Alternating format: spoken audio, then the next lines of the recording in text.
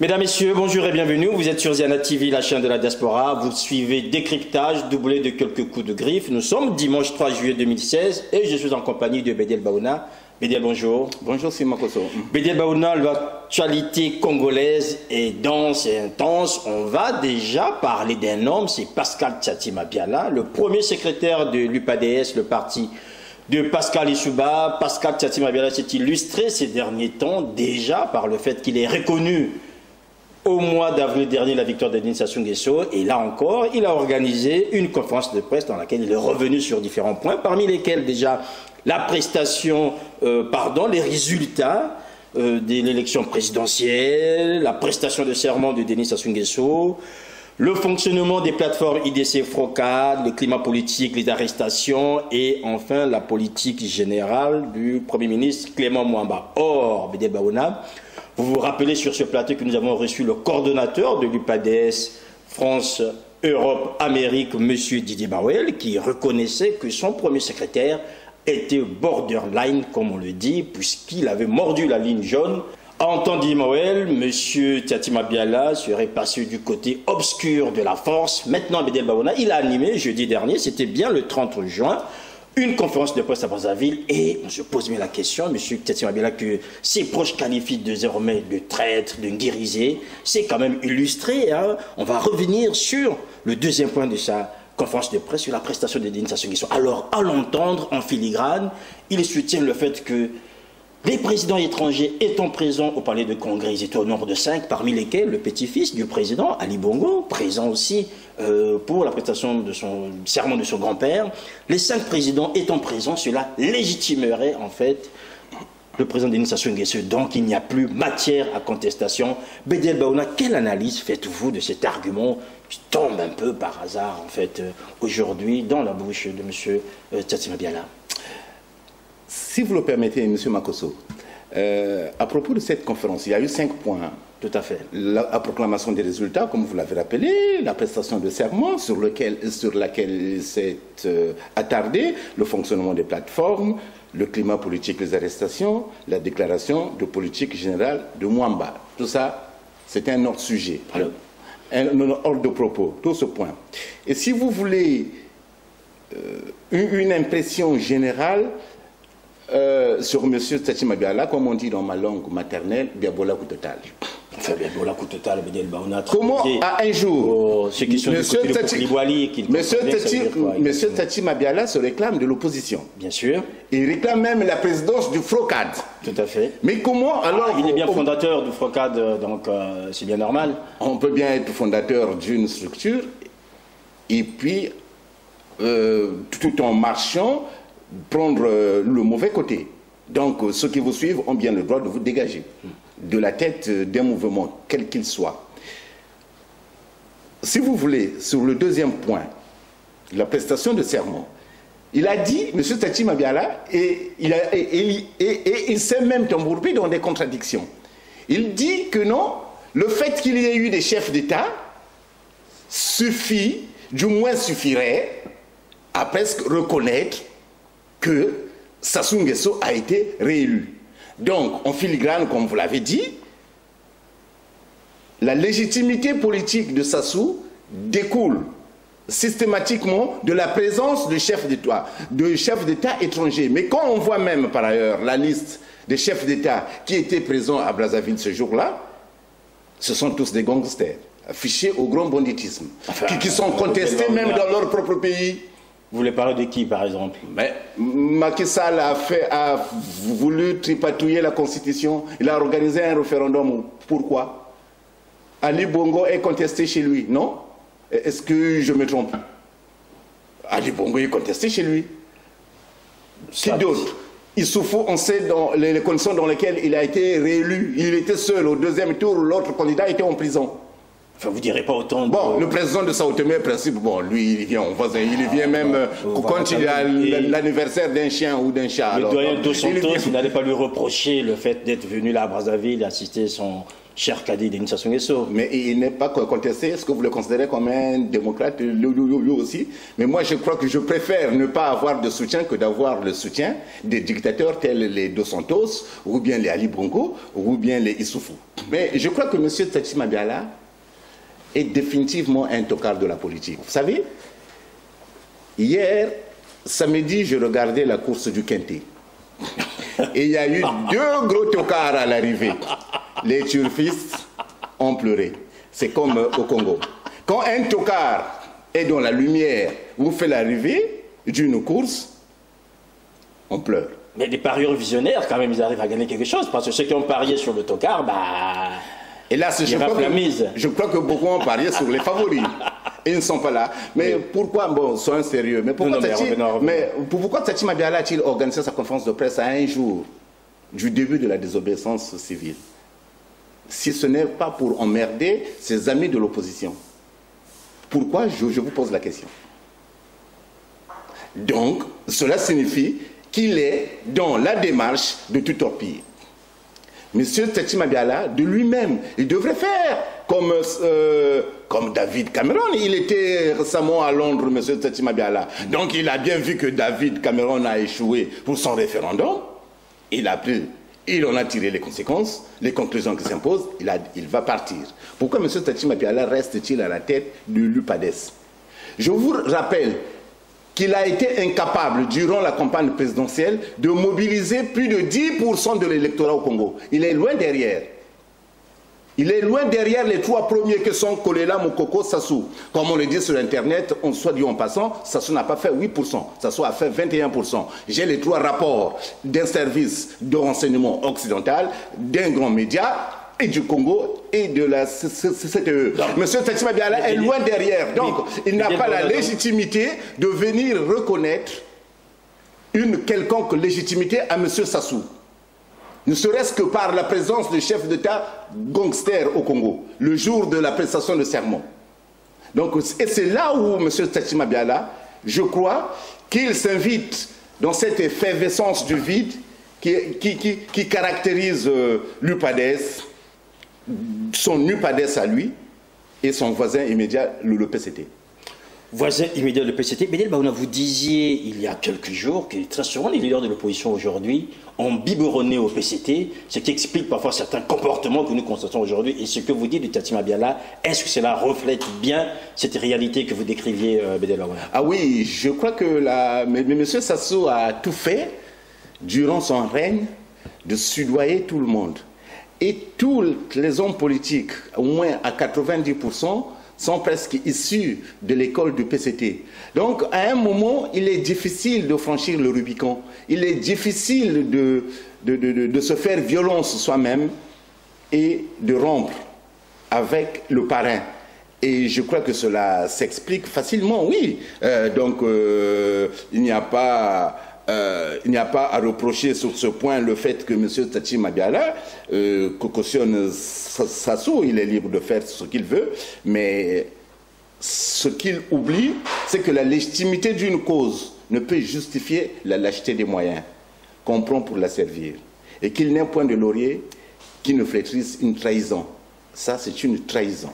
Et M. Tchatchi Mabiala, je crois que fait du tort à l'opposition congolaise. Alors aujourd'hui, faire du tort à l'opposition congolaise, quand même, Bédel Baouna reconnaissait que Tchatchi Mabiala fait partie des fondateurs de la plateforme FOCAD. Il a bataillé, il a proposé ses locaux pour que l'opposition se réunisse malgré le fait que la police soit venue à maintes reprises les disperser et parfois casser le mobilier. Alors aujourd'hui, je vous trouve quand même assez abusé, Bédel Baouna, de penser que Tchatchi Mabiala, même si il est contesté dans son propre camp, même si son comportement aujourd'hui donne des frissons à ses propres amis, mais au moins aujourd'hui, en tant que leader politique, il a toute légitimité de prendre la position qui convient non seulement à sa personne, mais aussi au parti qu'il dirige. Raison de plus de dire que M. Tchatchi Mabiala est un tocard, puisqu'il n'est pas allé au bout de sa démarche. S'il a été l'un des fondateurs de FOCAD, alors il aurait dû aller au bout de ce pourquoi le FOCAD a été créé. Le FOCAD a été créé pour le respect, et je crois, et l'ordre constitutionnel, pour le respect de la Constitution de janvier 2002. Mais lui, en chemin, il s'est écarté. Donc cela signifie qu'il n'est pas un homme constant, et qu'il doit tirer toutes les conséquences qui s'imposent. Voilà. Je me rappelle que vous indexiez ici la charte de l'opposition pour la victoire. Vous constatiez ce jour-là que Tati Mabiala n'avait pas signé sa signature. Est-ce que voilà, allez-y. Et c'était déjà une indication. Oui. Donc, les autres membres de l'opposition auraient dû prendre leur distance avec cet homme. Et pourtant, ces membres de l'opposition nous avaient rassuré que Tati Mabiala était tout simplement absent, qu'il signerait cette charte. C'est la phraséologie stéréotypée, oui. Ça c'est la langue de bois. C'est pour ne pas montrer à l'image des Congolais que l'opposition est divisée. Mais l'opposition est cassée. L'opposition est éteinte. L'opposition n'existe plus. Se sont éparpillés. Bowawo est seul. Bowawo est seul. Même si vous voulez, vous me posez souvent des questions sur Okombi. Je ne crois pas en cet homme. Parce qu'il est toujours du PCT, il n'a jamais démissionné du PCT et le PCT ne l'a jamais démis. Il est député à l'Assemblée au nom du PCT. Donc, Bowawo aujourd'hui est seul. Et Mokoko, est-ce que pourront-ils faire quelque chose? Il est là aussi. Kolela n'est plus opposant, il a rendu les armes depuis longtemps. Vous l'avez entendu parler de la désobéissance civile, de réagir à l'arrestation de Mokoko? Réagir à la crise profonde économique et sociale qui gangrène le Congo. Mais il a rendu les armes depuis longtemps. Je l'ai dit ici, ne me cherchez pas, je vous dans la tête. Non, que M. Kolela n'était pas un homme politique, là, c'était un chanteur. Oui. Mais restons sur l'UPADES pour ne pas nous éparpiller. M. Tati Mabiala sont des gens que Sassou fabrique, en fait, pour de faire valoir, voilà, qu'il met en place pour donner un semblant, voilà, d'opposition, oui. Voilà, comme ça, donc des gens sans conviction, oui. Qui ne servent à rien, voilà, qui sont là. Finalement, est-il encore nécessaire aujourd'hui d'évoquer cette charte dans le cadre, en fait, de cette solidarité qui lierait l'opposition congolaise? Non. C'est terminé. Non, c'est fini depuis longtemps, ça. Dès l'instant où M. Tati Mabiala n'avait pas apposé sa signature, c'était déjà un couac, une dissonance. Mais si vous voulez, remontons le temps. Nous sommes en octobre. À l'occasion de la grande marche contre le référendum, qui est dans la rue? Alors que tout le monde avait fanfaronné que nous y serons. Mais qui est dans la rue? Kolela et Mounari. Tati Mabiala a disparu des radars, tout comme Okombi, tout comme les Machasinzon. Alors qu'ils avaient fanfaronné sur le boulevard, c'était en septembre, je crois le 21 ou le 27 septembre, lors du grand meeting, que non, nous irons, voilà, nous ferons tomber Sassou, que la magouille ne passera pas, la forfaiture ne passera pas. Ils avaient fui. Donc c'était déjà des indications. Donc il faut être aveugle ou bien sourd et muette pour croire au dire de M. Tati Mabiala. Il a fait du tort à l'opposition. L'opposition était déjà mal en pointe. Kolela l'avait enfoncé déjà, elle avait commencé. Et Tati Mabiala vient de l'achever. Alors, Tati Mabiala qui achève aujourd'hui l'opposition à Bédélbana, est-ce que la cécité et la surdité dont vous faites, je dirais... preuve, vous voulez dire? Enfin, peut-être pas preuve de votre part, mais en fait, quand vous évoquez en fait ces défauts mis sur le compte de l'opposition congolaise, est-ce que vous pensez que cela continue aujourd'hui avec la démarche que l'opposition a initiée concernant cette fameuse désobéissance civile? Je sais que vous avez été sceptique dès le départ. La désobéissance civile devrait avoir lieu depuis le 1er juillet. Et nous sommes aujourd'hui le 3. Apparemment, ben... Je n'ai aucune nouvelle. Je téléphone à Brazzaville au quotidien au moins 5-6 fois par jour pour m'imprégner de la situation. Aucune nouvelle. Un coup d'épée dans l'eau? Mais est-ce que va-t-elle marcher? Je ne sais pas, j'étais hésitant. Je l'avais dit, certes, c'était un pas nécessaire pour reprendre la formule de la dernière fois. Oui. Mais pas suffisant. Je crois qu'au Congo, l'opposition, aujourd'hui, il est plus qu'urgent de construire une culture du sujet de l'action. Il faut agir. Le Congo n'a pas besoin de quelques morphines, de quelques doliprane qui ne servent qu'à apaiser la douleur, mais il a besoin d'une vraie chirurgie politique. Il faut raser tout le système. Et ça, malheureusement, il manque des acteurs, des initiateurs de ce combat-là. Donc finalement, vous ne croyez plus en Bowawo, en fait, hein, quand je vous entends aussi dépiter à ce point. Mais je dis que Bowawo est seul. À lui tout seul, il ne peut rien faire. Il n'a pas une armée capable d'aller batailler avec les ministres. Est-ce qu'on peut aujourd'hui dire Bowawo le Zoro du Congo, puisqu'il est seul, le Zoro? À lui tout seul, entouré de traîtres, de poltrons, de mollassons, d'invertébrés, je ne pense pas que Bowawo puisse aller de l'avant. Je ne pense pas. D'ailleurs, il s'en rend compte lui-même. Faut-il se résigner finalement? L'opposition aujourd'hui mais il ne peut pas non plus se résigner, sinon ce serait une faute historique devant le peuple congolais, auquel il a pris un engagement ferme. C'est de résister, c'est de résister. Mais je crois que pour mener une lutte, il faut être à plusieurs. Or, que quand on est accompagné de poltrons, de traîtres, je pense que tout combat est voué à l'échec. Et c'est le problème auquel est confronté Charles Zakari Bowawo aujourd'hui. Et comment rebondir avec autant de poltrons et de traîtres Bédel Baouna, finalement? Puisque la cause est perdue, s'il faut... Dès l'instant où Mokoko avait été arrêté, la réaction de l'opposition aurait dû être aussi forte. Aurait dû être forte. Soit entamer des grèves de la faim, ou se constituer prisonnier. Ils ne l'ont pas fait. Dès l'instant où Mokoko a passé la nuit dans la prison, seul, sans réaction de l'opposition, c'était fini. C'était fini. Hélas, quel gâchis. Hélas, quel gâchis, vous le dites, Bédel Baouna. On se rend quand même compte que finalement, on pourrait pardonner à l'opposition tous ces errements et ces égarements, puisque vous avez aussi un homme aujourd'hui qui sait tirer les ficelles, qui sait manipuler, c'est Denis Sassou Nguesso. Depuis un certain temps, il arrive à bien jouer avec cette opposition entre embastillement, guérisation, et je te donne ci, je te donne ça, liberté de sortir, contrôle ici. Finalement, l'opposition est entre les mains de Denis Sassou Nguesso. Et c'est lui qui reste et qui restera le maître du jeu. Bédel Baouna, avouez-le que... Hélas, depuis toujours, Sassou a su constituer un réseau puissant des infiltrations, des intimidations. Quand il n'arrive pas à intimider, il soudoie. Ou quand il ne soudoie pas, il intimide, il manipule, il tire les ficelles. Et c'est là où je dis à M. Sassou, bravo. Bravo, non pas pour ce qu'il est, mais parce qu'il sait manipuler. Reconnaissez au moins déjà, bravo pour ce qu'il est, puisqu'il arrive à manipuler cette opposition constituée d'hommes qui lui obéissent. Et comment qualifier ce comportement d'après vous? Enfin, nous savons que parmi les gens qui connaissent très bien le précédent, c'est un fervent lecteur du Prince de Machiavel. Je pense quand même qu'il hérite des procédés qui lui permettent aujourd'hui de maîtriser ce pays, puisque les Congolais le disent que sans Sassou, il n'y a plus de paix. Et comme Sassou étant là, il arrive à retenir et à contenir tout le monde, et même les ambitions les plus affichées. La preuve, c'est que le général J3M croupit aujourd'hui à la maison d'arrêt.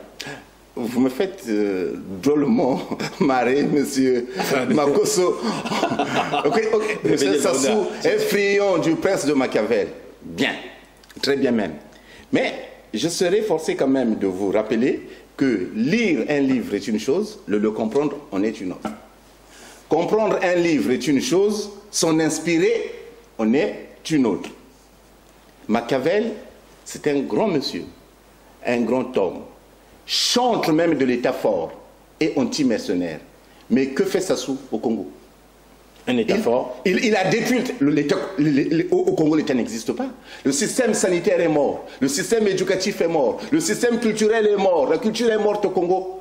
L'insécurité règne. Vous et nous en souffrons indirectement. Vrai ou faux? Au Congo, l'État n'existe pas. Au Congo, il y a des mercenaires. Il y a une belle phrase d'ailleurs dans Le Prince de Machiavel, chez l'Italien. Il dit, je vous le cite, « Ils n'ont pas d'autre amour qu'un peu de gage, ce qui n'est pas suffisant à faire qu'ils veuillent mourir pour toi. » C'est Machiavel qui s'adresse au prince de se méfier des mercenaires. Il est anti-mercenaire. Non, Machiavel ne recommande pas au prince d'aller tuer les opposants. Machiavel ne l'a jamais dit. C'est une herméneutique biaisée que de dire Machiavel recommande l'élimination, l'embastillement. Jamais. Pour Machiavel, le prince doit être exemplaire. Pour Machiavel, les intérêts du peuple et du prince se confondent. Au Congo, ce sont les intérêts de Sassou qui priment, ou bien de ceux de son clan, et non le peuple. Donc, il faut chercher d'autres mots pour analyser le comportement de M. Sassou ou d'autres lectures. D'ailleurs, vous en avez. Voilà, on pagaille. Voilà. Et moi d'ailleurs, je pourrais même vous donner quelques indices. Pourquoi pas Mazarin, d'ailleurs, un autre Italien, le cardinal. Vous savez, et là où je deviens sérieux, l'attitude de M. Sassou participe beaucoup plus d'une lecture approfondie du Breviarium Politicorum de Mazarin, notamment dans ses 5 préceptes. Quand il dit prévoir avant d'agir, ne dites jamais du mal des autres devant tout le monde, éliminez s'il le faut, etc. Machiavel est un théoricien, pas un idéologue. Mazarin est un pragmatique et Sassou a toujours été pragmatique. Il sait que pour vivre, pour régner, je dois éliminer mon opposant. C'est tout ce qu'il a fait durant toute sa vie. Il a éliminé, il a embastillé, il a soudoyé. Sassou est capable de corrompre même un oiseau si cet oiseau l'empêche de dormir.